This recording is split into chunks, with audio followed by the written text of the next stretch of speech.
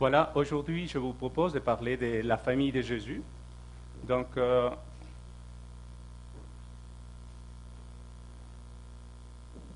depuis déjà un certain temps, si vous entendez du côté du monde catholique surtout, on nous parle du XXe siècle comme le siècle de Marie. D'accord? Marie s'est présentée à plusieurs places, donc Notre-Dame de Fatima, pour ceux qui connaissent un petit peu du monde catholique.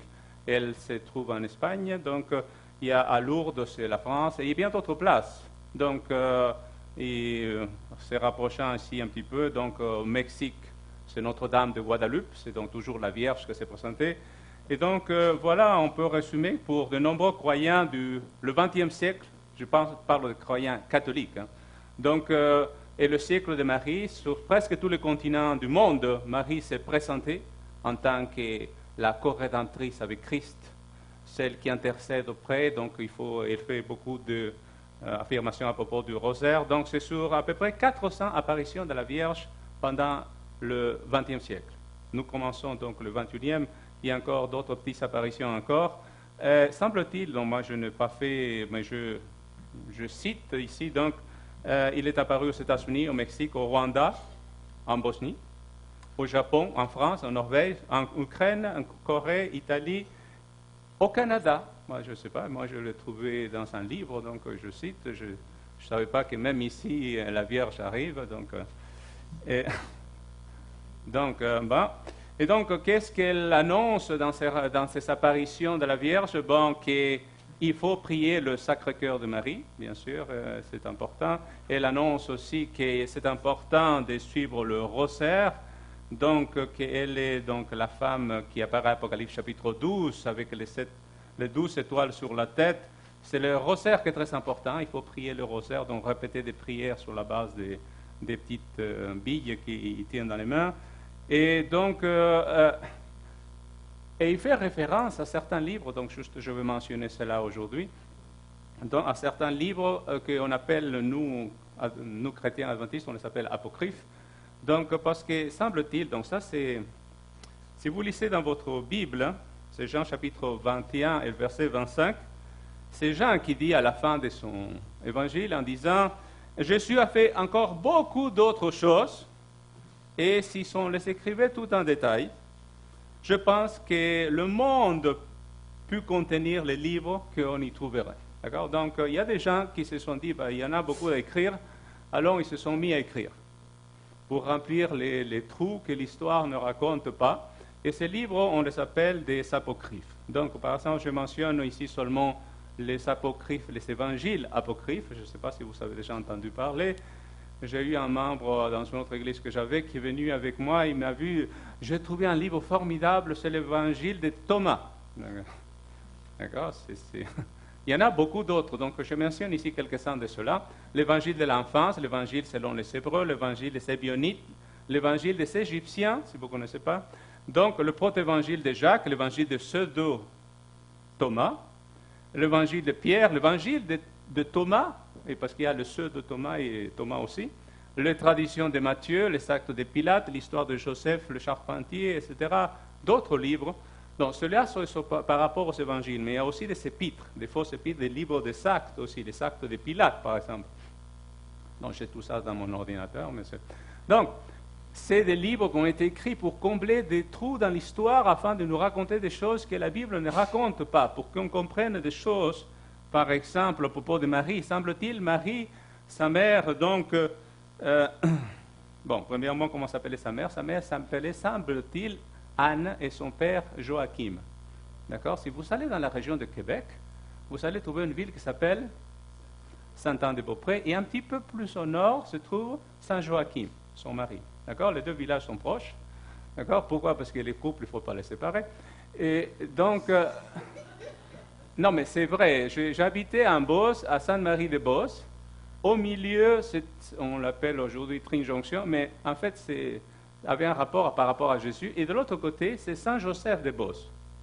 D'accord? Joseph et Marie, assez proches quand même, juste Jésus au milieu. D'accord? Donc, c'est façon de... Et si vous regardez, donc, ici, le Québec est organisé sur la base des saints. D'accord? Divers saints ici. les villages sont organisés de cette façon-là. Donc, voilà, je vous raconte un petit peu, je cite ici surtout le protévangile de Jacques. Donc, puisqu'on parle de Jacques aujourd'hui, dans l'école de sabbat. Donc, dans le protévangile de Jacques, Joachim est un homme très riche. Mais il est marié avec Anne, qui était stérile. Alors, Joachim, qui veut avoir quand même des enfants, parce qu'à l'époque, c'est quand même une malédiction que de ne pas avoir des enfants.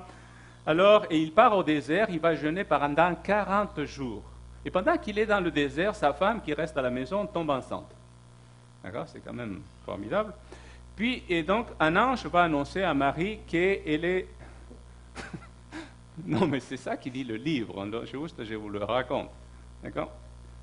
Et donc, elle a conçu, et donc elle devient enceinte. Et au moment, elle va accoucher, mais elle va aller voir son mari qui est dans le désert. Mais sur la route vient le moment d'accoucher. Alors, c'est compliqué. Alors, il est avec 2 servantes. Ils vont dans une grotte. Et dans la grotte, voilà, une des servantes veut toucher la partie intime de Marie, et la main de la servante sèche. D'accord? Parce qu'il ne faut pas toucher ça. Donc, ensuite, il y a un ange qui apparaît avec un lanceau, et le petit enfant Marie est mis devant la mère, et le ventre de Marie disparaît. D'accord? C'est très important. Donc, par la suite, donc, Marie apparaît là, donc voilà la fille de Anne. Et donc, elle va, d'après cet évangile, va vivre dans le temple de Jérusalem, éduquée par les Lévites et les prêtres.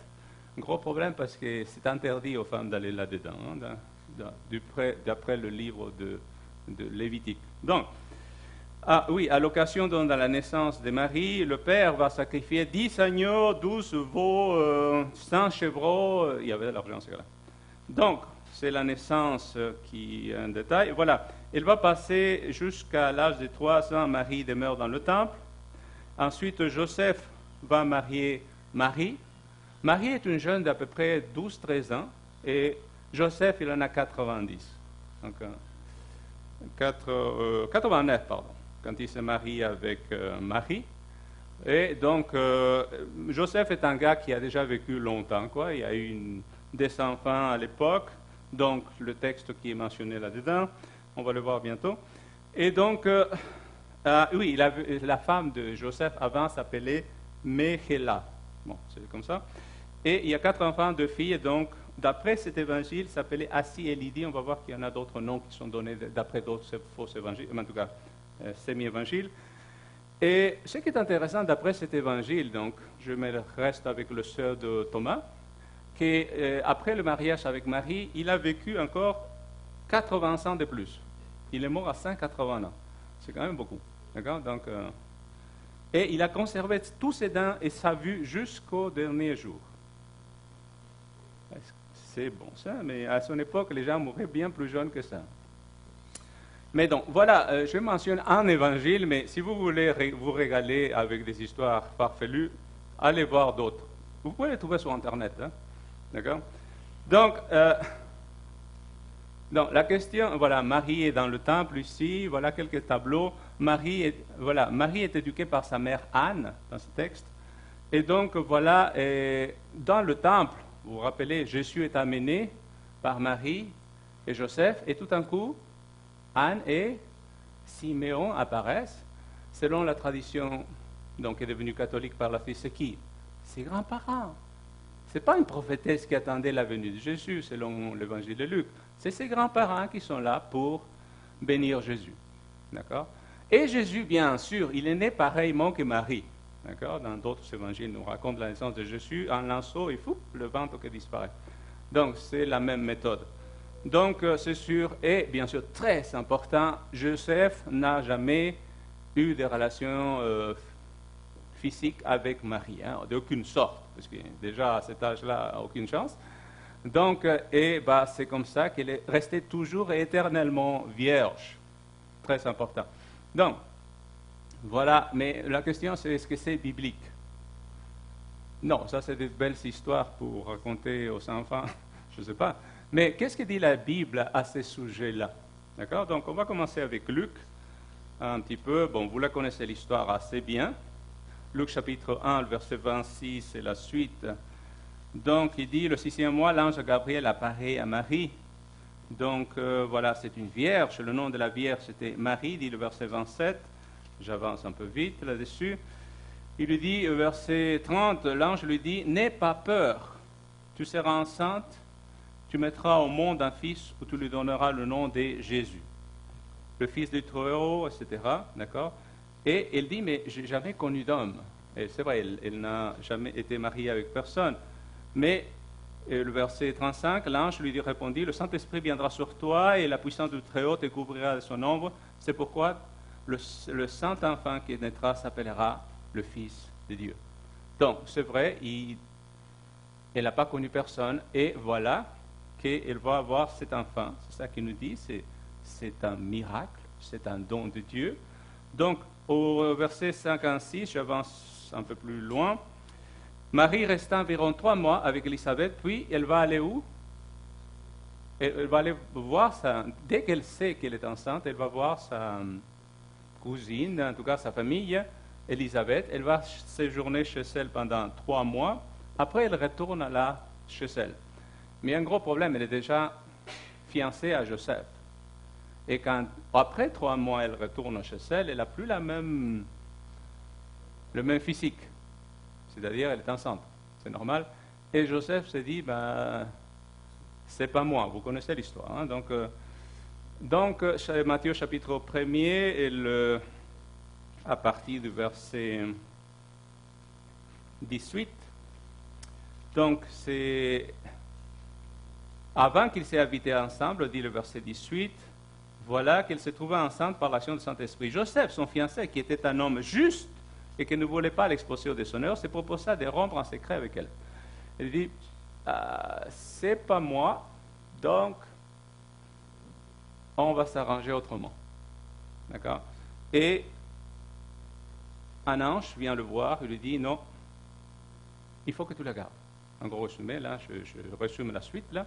Donc, pourquoi? Parce que c'est la tâche que Dieu te donne à toi, en quelque sorte, d'accomplir avec cela. Et voilà que cet enfant va naître, donc, et c'est Jésus, simplement. Vous le connaissez très bien, chapitre 2, Luc, chapitre 2. Et le verset 6 et 7, il dit, je cherche à mettre les deux choses ensemble, hein, c'est 2 évangiles, mais on saute de l'un à l'autre un petit peu. Donc, chapitre 6 et 7, voilà, il dit, pendant qu'ils étaient là, le moment où Marie devait accoucher arriva, elle mit au monde son fils premier-né. Elle l'enveloppa de l'ange et le coucha dans une mangeoire parce qu'il n'avait pas de place pour eux dans la salle des hôtes, dans la maison. D'accord, un petit peu plus loin, toujours en Luc, verset 23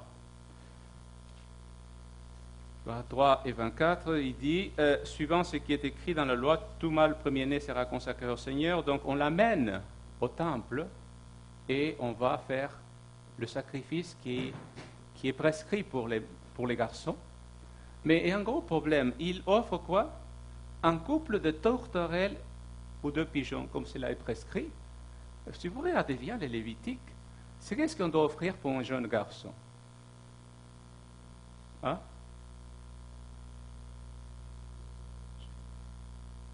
Un taureau si on a l'argent. Un taureau. Un agneau si on a moins d'argent. Et si on n'a vraiment pas les sous, 2 tourterelles. Ça montre déjà que premièrement, Joseph et Marie n'étaient pas riches. D'accord? Dans toute cette histoire de richesse de Joseph en train de sacrifier des tonnes d'animaux, non, ce n'est pas la vraie histoire. D'accord? Ensuite, Jean chapitre 8, verset 41. D'accord? Donc, Jean 8. Est-ce que c'est déjà 8, 41, il dit, voilà. Oh, d'accord. Non, j'avance un petit peu trop. Donc, ici, qu'est-ce qu'ils lui disent? Et quand c'est Jésus qui est dans quoi? Il est à Jérusalem, il est avec les prêtres. Les prêtres lui disent, vous agissez comme votre père. C'est Jésus qui dit aux gens, parce qu'il parle de leur père qui est le diable, un petit peu plus tôt dans le même chapitre. D'accord? Et eux, ils lui disent, nous Nous ne sommes pas des enfants illégitimes. Nous avons un seul Père, Dieu. D'accord? C'est la réponse que ces gens-là vont lui donner à cette époque. Donc, Jésus, il est né où? À Bethléem. Il a grandi où? Un petit peu en Égypte. Après la suite, Nazareth surtout. Il a passé presque toute sa vie à Nazareth. C'est ça qui nous dit l'histoire. Il a été éduqué par son père Joseph jusqu'à un certain âge. Son père, vraisemblablement, est mort. On ne sait pas à quel âge. Malheureusement, la Bible ne nous donne pas de détails. On est certain qu'au début du ministère de Jésus, il est quoi? Joseph est mort. C'est certain. Et on le voit à aucun moment, c'est fini, il a disparu du paysage. À quel âge de Jésus, Joseph est mort? On ne sait pas. D'accord? Par contre, on peut dire que le mot grec pour charpentier, qui est utilisé en référant à Jésus, ça pourrait dire aussi un petit entrepreneur de bâtiments. Hein. C'est-à-dire, ce n'est pas juste un gars qui travaille pour quelqu'un, mais celui qui gère une petite affaire à lui, en quelque sorte. C'est juste une petite nuance. Hein. D'accord? Donc, j'avance. Donc, voilà. Allons à Marc. C'est le texte qui nous a été donné un petit peu plus tôt. Marc, au chapitre 6, et le verset 1 à 3. Jésus, donc, il a commencé déjà son ministère avec ses disciples, et voilà qu'il retourne où? Hein? Non, chez lui, à Nazareth, c'est ça qu'il dit. Jésus parti de là, il s'est rendu dans sa patrie, Nazareth. Ses disciples le suivent. Le jour du sabbat, il s'est mis à enseigner dans la synagogue. Beaucoup de gens entendirent, il était étonné et disait, d'où cela lui vient-il? Quelle est cette sagesse qui lui est donnée? Et comment de tels miracles se font-ils par son intermédiaire? N'est-il pas le charpentier, le fils de qui? Marie, le frère de Jacques, de José, de Jude, de Simon et ses sœurs? Ne sont-elles pas ici parmi nous? Et il représentait un obstacle pour eux. Mais remarquez la phrase qui est mentionnée. Hein. Il dit, bon, premièrement, il retourne chez lui, c'est-à-dire c'est son village. Il a grandi là jusqu'à 30 ans. Ils le connaissent. C'est le petit gars là qui est arrivé avec ses parents tout petit, il a grandi dans le coin. C'est le charpentier du coin, là. On le connaît. Mais comment il parle si bien, premièrement? Deuxièmement, comment il fait des miracles? Et ensuite, c'est la suite. C'est la suite qui est plus gênante. Il est le charpentier, bon, on le sait, pas de problème, mais le fils de Marie. Est-ce que vous remarquez un problème dans cette phrase? On ne parle pas de Joseph, et c'est un gros problème. Pourquoi? Parce qu'un enfant est appelé par le nom de son père. Appeler un homme, un garçon par le nom de sa mère, c'est dire quoi? Qu'il est illégitime. C'est le dire, tu n'es pas le garçon de ton père d'un accident de la route. D'accord? Tu ne mérites pas d'être là où tu es. Appeler comme ça à quelqu'un, à l'époque, c'est du mépris. C'est une moquerie. Et Jésus, donc, il a vécu pendant 30 ans en se faisant dire toujours quoi? Le fils du facteur, comme disent certains des fois, d'accord? Donc, non, mais c'est ça. Mais vivre dans cette insulte, vivre dans cette situation n'est pas aisé, n'est pas facile, n'est pas bonne. Et pourtant, Jésus a vécu tout cela. Et il retourne chez lui. Il arrive en faisant des choses avec des disciples, et voilà, qu'est-ce qu'ils disent? Mais on connaît ces gars-là. On sait qui il est. C'est le gars-là, le charpentier, là, le fils de Marie. Et voilà, il y a des frères, 4 frères, Jacques, José, Jude, Simon, et ses sœurs sont avec nous. Et qu'est-ce qui se passe? Et puis c'est tout, là, on les connaît. Ils sont là, d'ailleurs. Mais qu'est-ce qui vient nous faire des problèmes, ces gars-là? Donc, je me dis une chose. Il retourne chez lui, c'est son village. Au lieu de le ovationner, je ne sais pas, se dire c'est super, c'est bien, le village au complet le méprisent. Mais le plus dur et le plus triste, c'est que je ne vois aucun de ses frères, de sang je parle, aucun de ses sœurs de sang, quoi? Le défendre. Aucun se dit non, mais quand même, respecter, c'est mon frère, je ne sais pas. Aucun. Toute sa famille, même sa mère, là, personne pour le soutenir. Le seul qui vont le suivre, là, ben, c'est des nouveaux, là, ils viennent d'ailleurs, là, c'est qui? Les disciples. Et Jésus va partir triste, de où? De son propre village, méprisé par ses paysans, ses compatriotes et sa famille. Vous savez, ce n'est pas évident. Et je me dis en tant qu'enfant de Dieu, des fois, ce n'est pas dans notre famille qu'on trouve le meilleur des appuis. Des fois, c'est dans notre famille qu'on trouve le pire de nos ennemis, les gens qui nous haïssent le plus. Et c'est ça qu'on va voir avec Jésus. Donc, j'arrive avec les frères de Jésus. Frères de Jésus, donc Jude, Simon, Joseph, Jacques. Qui sont-ils? Bon, les deux sœurs, on ne sait pas, hein, parce qu'il y a d'autres livres apocryphes qui leur donnent le nom de Salomé et de Marie, Marie comme la mère. Hein. Donc, je n'en sais rien là, la Bible ne mentionne pas, peut-être. D'accord? Il fallait bien qu'il ait un nom quand même, les sœurs en question. Hein, donc, mais ensuite, des grandes théories se proposent. Première théorie, c'est la théorie catholique. D'accord? Chez les catholiques, ses frères et ses sœurs, ce sont les cousins de Jésus. D'accord? Cousin, donc, parce que c'est vrai qu'en hébreu, le mot cousin n'existe pas vraiment. D'accord? On dira le fils de ton oncle. Là, c'est plus facile. C'est compliqué, mais bon, c'est comme ça. Donc, ça pourrait être... Mais le problème, c'est que le Nouveau Testament est écrit en quoi? En grec, et pas en hébreu. Et en grec, si vous allez voir Colossiens 4, verset 10, il est clairement que le cousin de Barnabas s'appelle Jean-Marc, c'est écrit. Et le mot cousin existe en grec. Si on voulait faire la différence entre les cousins de Jésus et Jésus, on aurait écrit cousin. D'accord? Mais on ne l'a pas écrit. Pourquoi est-ce qu'on écrit systématiquement frère? Non seulement ça, quand on voit les cousins, les frères de Jésus, ils sont toujours avec Marie, la mère de Jésus. Qu'est-ce qu'ils ont à voir, les cousins, avec la mère de Jésus? Pourquoi on les met tout le temps ensemble? S'ils sont des cousins, je veux dire qu'il aille voir ses parents, là. D'accord? Ensuite, si Joseph est mort sans avoir d'enfant, puisque Jésus était un accident de route, normalement, la loi du Lévira obligeait quoi? Au frère prendre la femme de celui qui n'a pas eu d'enfant.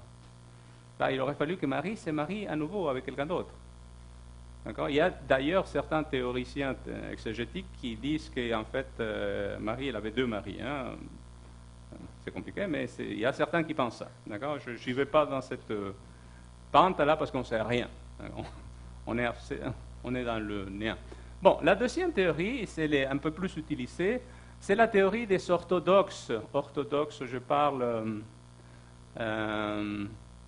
russe, grec, etc. Donc, le pays de les Coptes, voilà, très bien. Et c'est la théorie que les frères de Jésus seraient les enfants d'un premier mariage de Joseph avec une autre femme. D'accord? C'est ça qui est le protévangile de Jacques dit aussi. Mélécha, selon le protévangile de Jacques. Donc, est-ce que ça tient la route, cette théorie? D'accord? Donc, quelques points contraires. Premièrement, il n'y a aucun verset qui dit que Joseph aurait été marié ou qu'il aurait eu d'autres enfants avant de se marier avec Marie. Rien. Pas un seul détail. Deuxièmement, le texte biblique dit clairement quoi? Il ne l'a pas touchée, bon, je ne vais pas lire là, mais il n'a pas eu de relation avec elle seulement après que l'enfant est né. Pourquoi insister là-dessus? Pourquoi mentionner ça? Il aurait pu dire non, ils n'ont jamais... C'est rien passé là, ils ont été des colocs tout le long de sa vie. Ben, ça aurait été simple, on aurait été clair. Non, ils sont vécus comme mari et femme après la naissance de l'enfant, c'est écrit.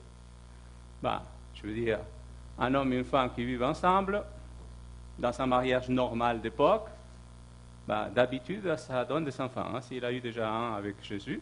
Donc, ensuite, et le texte dit de Jésus, Jésus, il l'appelle le premier-né des Marie. Si le premier-né,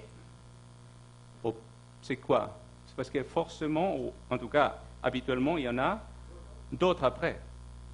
D'accord? Ensuite, Joseph est un homme pieux. C'est ça qu'on vient de le lire, n'est-ce pas? Et si c'est un homme pieux et juste, pourquoi est-ce qu'il a abandonné ses enfants chez lui et il est allé se promener avec Marie tout seul, lui? D'accord? Quand il est allé où? À Bethléem, en Égypte. Quand il est retourné à Nazareth à nouveau, quand il va à l'occasion de la Pâque à Jérusalem, il amène seulement Jésus. C'est pas juste. Ces gars-là, non. Où sont les autres enfants? Les autres enfants plus grands, je parle, plus âgés. Parce que c'est logique. Jésus, la première fois qu'il est allé au temple, à quel âge? 12 ans. Pourquoi? À 12 ans, le jeune enfant devient adulte.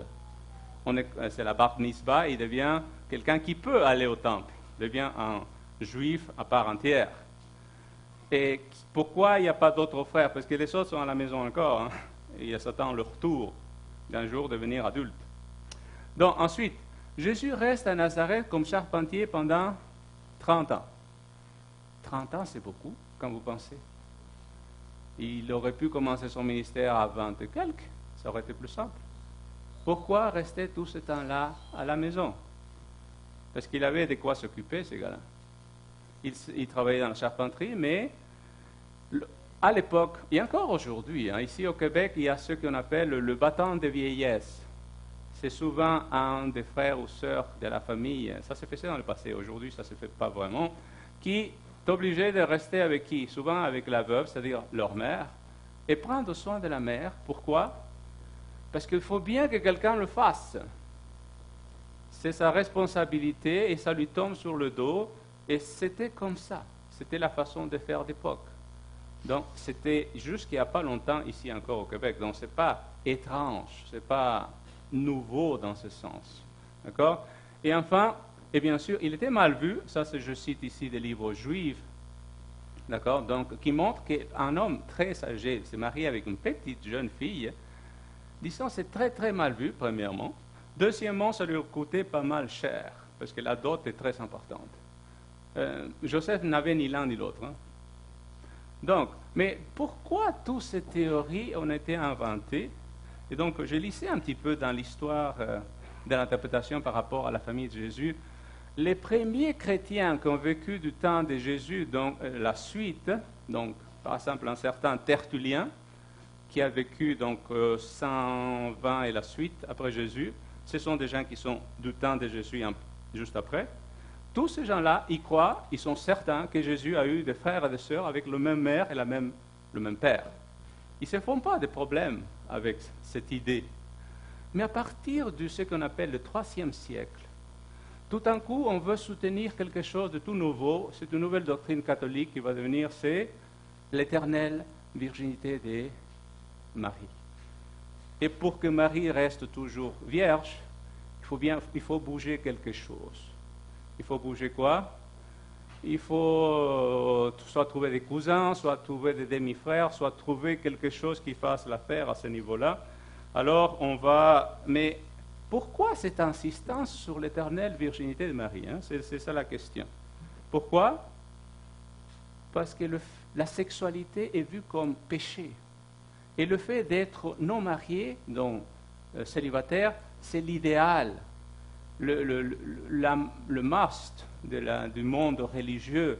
Dans ces cas-là, il faut... Mais ça vient d'une idée très, très grecque, dans laquelle le corps est mauvais, l'âme est bonne. Il faut sauver l'âme, réduire le corps à la moindre chose. Donc, toutes ces choses-là qui font du plaisir au corps sont mauvaises. Donc, tout ce qui fait du bien à l'âme, c'est ça qu'il faut faire, donc surtout par le mariage. Donc, l'idéal étant être sans enfant. Et surtout, pas de relation aucune entre hommes et femmes, bien sûr. Donc voilà, mais ces idées sont apparues, je disais encore, au IIIe siècle, 3e, 4e et la suite. Donc ces évangiles sont apparus dans quelques années un peu plus tôt et plus tard que ça. Est-ce qu'on va suivre cette idée? Je me demande. Est-ce qu'on va suivre encore une idée qui n'est pas biblique, simplement? Mais, et c'est le sujet de l'école Sava, c'est Jacques, son frère, et d'autres. Donc voilà le texte. Mais qu'est-ce qui se passe? Je reviens aux frères de Jésus. Aux frères, qu'est-ce qui se passe avec eux et Jésus? Ils sont tout au long de son ministère, donc ici au chapitre 3, le verset 20. Donc, Marc chapitre 3, et le verset 20, il dit, ils se rendirent à la maison, et la foule se rassembla de nouveau, mais ils ne pouvaient même pas prendre leur repas. Lorsqu'ils apprirent, les membres de la famille de Jésus, ils viennent auprès de Jésus, et qu'est-ce qu'ils font? S'emparer de lui parce qu'ils disent, il est fou. Qui? Jésus. C'est qui? Ses frères et sœurs disent, ça ne marche pas rond là-dedans. Mais est-ce qu'ils le font parce qu'ils le détestent? Il vient, je veux dire, je vois que mon frère est fou, qu'est-ce que je fais? Je cherche à l'attacher et l'amener quelque part pour qu'on le traite. D'accord? Parce que c'est mon frère, je ne veux pas avoir honte de lui. D'accord? Je veux dire, on le fait par amour. Il pense qu'il a vraiment disjoncté là-haut. C'est vraiment. Et pourquoi il pense cela? C'est la suite, c'est le verset suivant. Parce que les spécialistes de la loi de cette version disaient qu'il est possédé par un esprit, Belzébuth. D'accord? C'est le diable qui lui a pris dans la tête. Les autorités disent ça, donc, quoi? Il faut faire quelque chose pour Jésus, il faut l'aider, il faut l'attacher si possible. Est-ce que, je ne dis pas à vous, mais est-ce que ça vous est déjà arrivé que les gens de votre famille pensent que vous êtes fou? Bon, Jésus a passé par là. Jésus a été méprisé par les siens, par sa propre famille. Luc, un petit peu plus loin, Luc chapitre 8, verset 19. Et voilà comment Jésus va répondre un petit peu aux attaques de sa famille, en quelque sorte. Et verset, ce n'est pas la seule place, mais il y en a d'autres. La mère et les frères de Jésus vinrent le trouver, mais ils ne pouvaient pas s'approcher à cause de la foule. On lui dit, ta mère et tes frères sont dehors, et ils veulent te voir, ils veulent te parler. Qu'est-ce qu'il dit Jésus? Attendez, c'est ma mère. Vous m'attendez une petite demi-heure, je vais aller voir, je reviens. C'est ça qu'il dit Jésus. Qu'est-ce qu'il dit? Ma mère et mes frères, ce sont ceux qui écoutent la parole de Dieu et qui la mettent en pratique. C'est vraiment pas gentil par rapport à Marie et à ses frères. Il leur dit, vous n'écoutez pas la parole de Dieu et vous, quoi? Vous ne le mettez pas en pratique. Mais est-ce que c'est vrai? Est-ce que c'est vrai qu'ils n'écoutaient pas la parole de Dieu et ne la mettaient pas en pratique? Oui, c'est vrai. Mais est-ce que ça fait plaisir qu'on dise aux autres ce qui est vrai?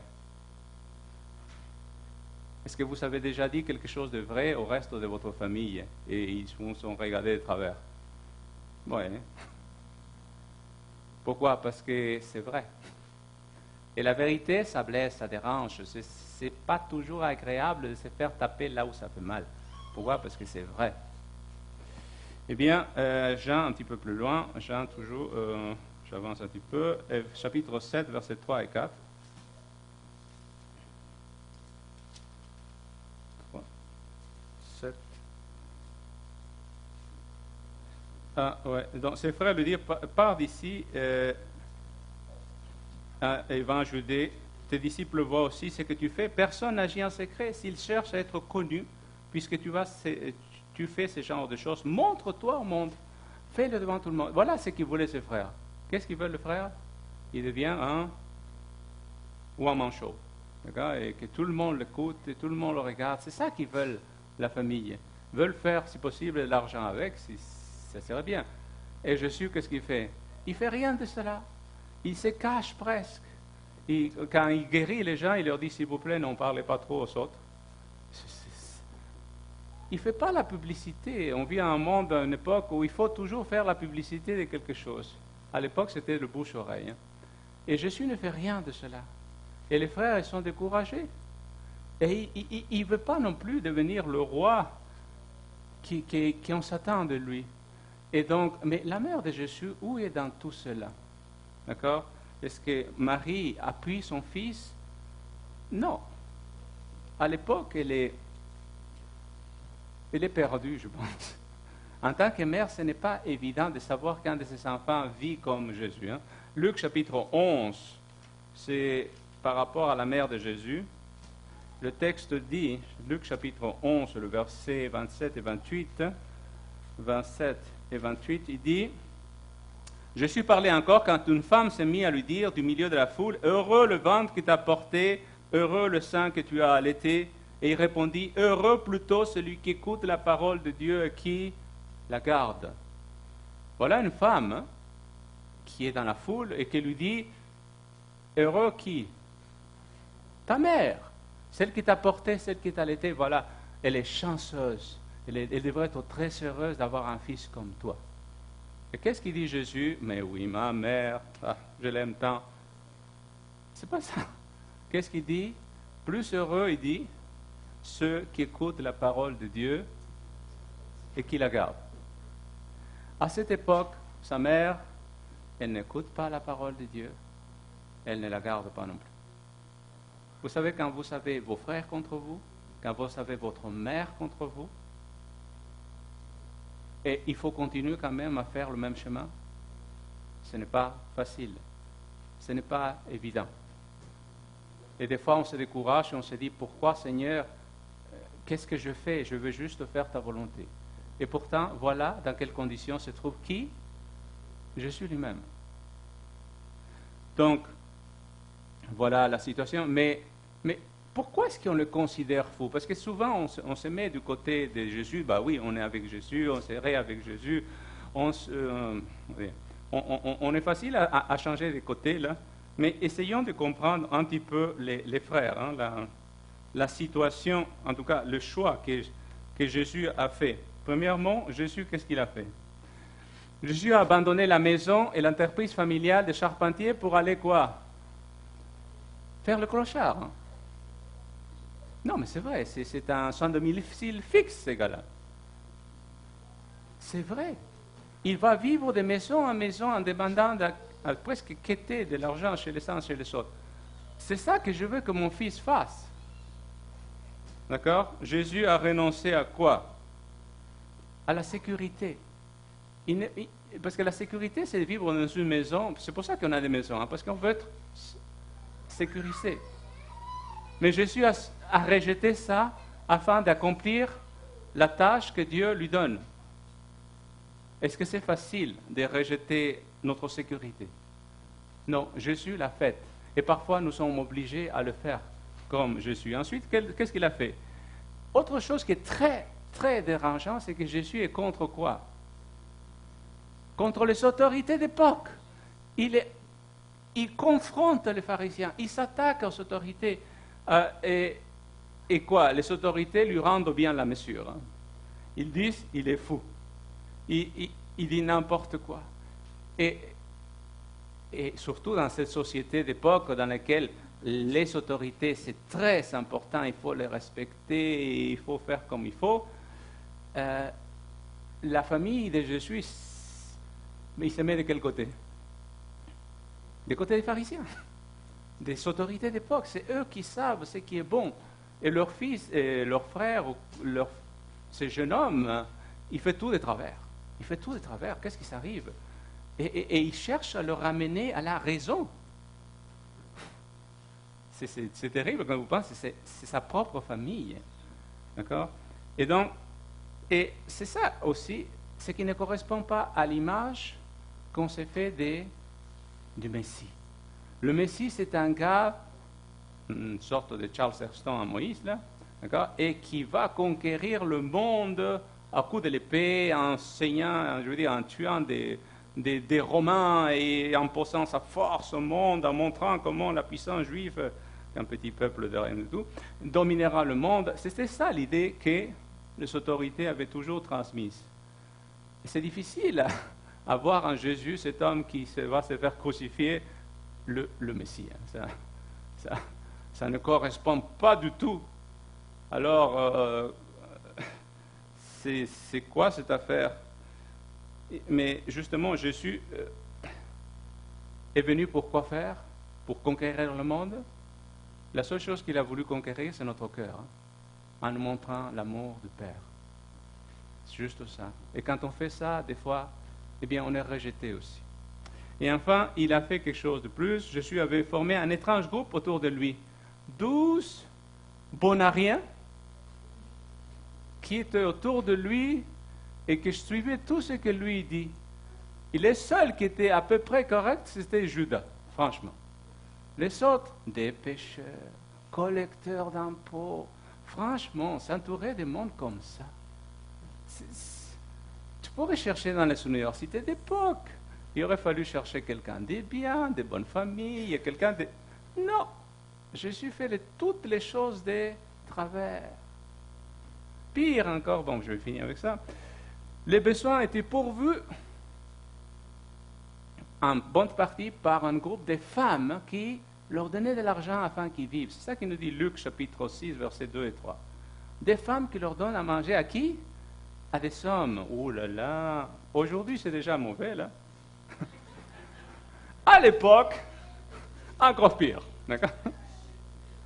Donc, c'est des femmes, attends, on va le lire là, dans le chapitre 8, Luc chapitre 8, et le verset 2 et 3, il dit, avec quelques femmes qui avaient été guéries d'esprits mauvais, de maladies, de Marie de Magdala dont étaient sortis ces démons, Jeanne, femme de Cousa, l'intendant d'Hérode, Suzanne et beaucoup d'autres femmes qui les servaient en assistant avec ses biens. Des femmes à des hommes. Ouh là là là là, c'est pas bon ça.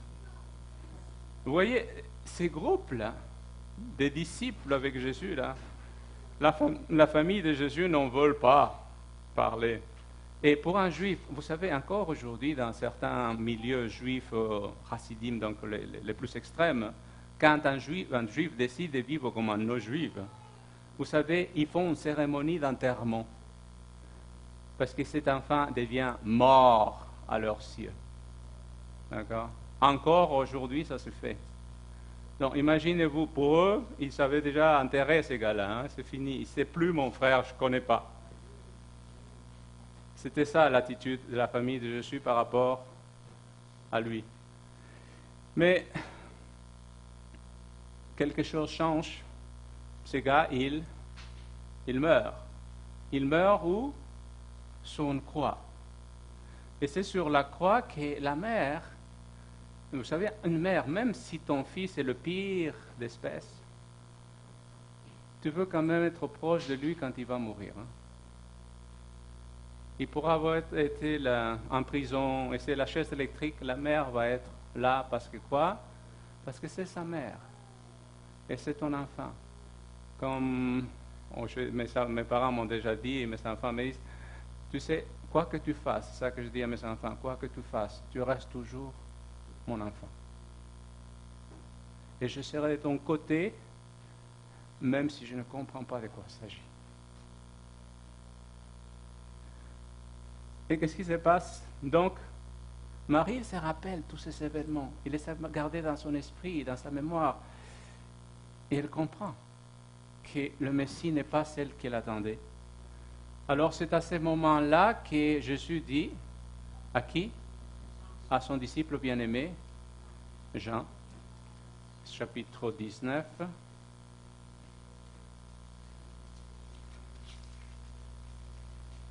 Et le verset 25 et la suite.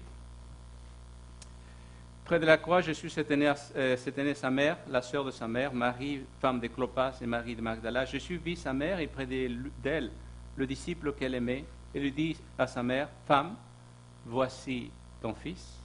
Puis il dit aux disciples, voici ta mère. Dès ce moment-là, le disciple l'a pris chez lui. À ce moment-là, les autres frères, ils ne sont pas là. À ce moment-là, les frères ne veulent plus rien savoir de qui cette fois-ci. De la mère non plus. Pourquoi? Parce qu'ils sont contre qui? Jésus. À ce moment précis, Jésus, il faut bien que c'était lui qui a été le bâton de vieillesse jusqu'à là. C'est lui qui s'occupait de sa mère. Il meurt. Il laisse quoi? La responsabilité au seul de ses disciples qui est à ses pieds. Parce que les autres, où sont-ils? On se demande. Au seul qui pouvait lui faire confiance dans ces circonstances précises. Donc, mais juste pour savoir un petit peu qui est qui auprès de la croix, c'est une petite comparaison. Marie de Magdala, vous le voyez dans les 3 références. Ensuite, la mère de Jacques, c'est un carré, c'est la mère de Jacques et Joseph. C'est la femme de Clopas. Et la sœur de Jésus, non, la sœur de Marie, pardon, c'est la même femme qui est appelée aussi, c'est le triangle, c'est la mère de Zébédée et s'appelle Salomé. Donc la sœur de Marie s'appelle Salomé et la mère de qui? Des fils de Zébédée. Donc parmi les disciples, il y avait 2 de ses cousins. Là, ils sont des cousins par contre. D'accord? Ça explique pourquoi sa tante Salomé un jour est venue voir Jésus et lui dit, Jésus, lorsque tu seras dans ton règne, pense à mes fils, mais un à droite et un à gauche, juste ça. Pour le reste, tu les mets où tu veux. Les autres, tu les places comme ça t'arrange. Mais mes fils, mets-les là. Et Jésus lui dit, ce n'est pas à moi de choisir cela. Mais elle pense côté politique. D'accord? Donc, c'est ça le problème. Mais donc, voilà les textes qui parlent cette fois-ci de Jacques et des autres. Qu'est-ce qui se passe? Bon, on a étudié à l'école sabbat. Il y a toute une conversion, particulièrement en Corinthiens chapitre 15, nous parle que Jésus est allé voir Jacques. Qu'est-ce que Jésus a dit à ce moment à Jacques? J'ai lu, je ne vous cite pas ici, mais si vous voulez, un apocryphe, c'est la rencontre de Jésus avec Jacques. C'est un apocryphe. Hein, donc. Mais ça, c'est peu que ça un peu vrai ce que Jésus dit là, dans ce texte. Hein, je ne sais rien. Si vous voulez, je peux vous le envoyer. Donc, mais en tout cas, Jésus va le voir et lui faire comprendre, en gros résumé, que sa mission était autre et qu'il aimait bien quand même son frère et qui était quand même son frère et qu'il faut quand même accepter que c'est ça la mission que Dieu avait pour Jésus, etc. Donc, en gros, c'est ça la discussion qu'il aura entre Jésus et Jacques. Et à partir de ce moment, Jacques va convaincre qui? Les autres frères qui sont encore dans le doute. Et à partir de ce moment-là, ces frères vont devenir des piliers de l'Église. Ces frères que jusqu'à ce jour-là, ils l'ont toujours rejeté et méprisé et qui ne voulaient rien savoir de lui, deviennent des piliers à l'intérieur de l'Église que Christ est en train d'édifier. Donc, je vais directement aux leçons. L'Église, premièrement, vous savez, si notre famille nous rejette, si les autres, ceux qui nous sont élevés, ceux qui nous sont notre chair et notre sang, nous rejettent, vous savez, nous avons toujours une deuxième famille. Et cette famille, c'est l'Église. Alors, où que nous soyons dans le monde, nous avons toujours la famille. Et cette famille, c'est celle que le Seigneur nous donne. Alors, premièrement. Deuxièmement, la vérité, le véritable amour envers Dieu se base sur l'obéissance. Il ne suffit pas de dire « Je t'aime Seigneur, je veux faire ta volonté » et je ne la fais pas par la suite. C'est bien de répéter des prières, c'est bien de dire « Seigneur, Seigneur », mais tous ceux qui font la volonté, c'est ça qu'il dit, Jean 15, verset 14, « Si vous m'aimez, vous gardez mes commandements. » L'un est avec l'autre. Mais ce que je vois avec Jésus, Jésus a persévéré et ne s'est pas découragé malgré les attaques de sa famille, malgré que les siens ne l'aimaient pas, malgré qu'il était méprisé dans son propre village. Malgré toutes ces choses-là, il a suivi, il a accompli la volonté de son Père. Est-ce que nous sommes capables de faire la même chose? Est-ce que nous pouvons laisser de côté les critiques, et l'opposition de notre famille, et continue à prier pour eux. Pourquoi? Parce que Dieu peut faire des changements dans le cœur que nous ne pouvons pas faire. Parce que Dieu peut faire un travail dans leur vie que nous sommes tout à fait incapables. Alors, Jésus non plus, il n'a pas eu peur de dire la vérité avec amour. Il leur a dit, vous ne faites pas ce que Dieu veut. Vous êtes à côté. Vous ne comprenez pas quelle est la mission que Dieu a pour vous. Il leur a dit, avec beaucoup de tendresse, mais des fois la vérité n'est pas toujours acceptée. Mais pourtant, c'est la vérité de Dieu. Enfin, il dit, il faut dire les choses avec amour. Ça, c'est important, parce que, oui, c'était dans une de mes églises, il y a eu une sœur d'église qui s'est donné la tâche de corriger une dame qui venait à l'église en mini-jupe avec des boucles d'oreilles et des colliers, etc. Il a tout de suite mis au courant de qu'est-ce qu'il fallait, d'accord, dans l'église, comment on s'habille et comment on ne s'habille pas. Mais la dame était nouvelle dans l'église, hein. La nouvelle, je parle. Hein. Et ça l'a refroidi pas mal. Je veux dire, ça lui donnait plus envie de revenir à l'église après cette bonne savonnade, de douche, oui. Donc, des fois, ce n'est pas des fois, mais ce n'est pas la bonne façon de faire. Hein. On ne commence pas avec les choses apparentes. Ce que Dieu veut avant de changer notre apparence, il veut changer notre cœur. Ne commençons pas par le mauvais bout, par la mauvaise façon. Jésus n'a pas fait cela. Et je ne vois pas pourquoi nous devrions le faire nous-mêmes. Jésus gagna sa famille par son exemple et pas tellement par ses paroles. Ils l'ont vu vivre ce qu'il prêchait. Ils l'ont vu jusqu'au bout même mourir pour ce qu'ils croyaient.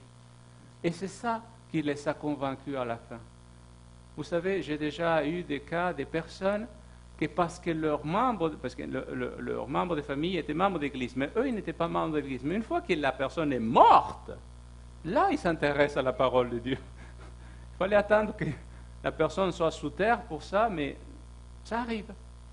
Dans le cas de Jésus, il a fallu que Jésus arrive à ça, afin que sa famille accepte et comprenne le plan de Dieu. Et je me dis, Jésus a pardonné à sa famille. Il a pardonné à chacun et il ne l'aura pas voulu à aucun moment. Jésus a toujours laissé la porte ouverte.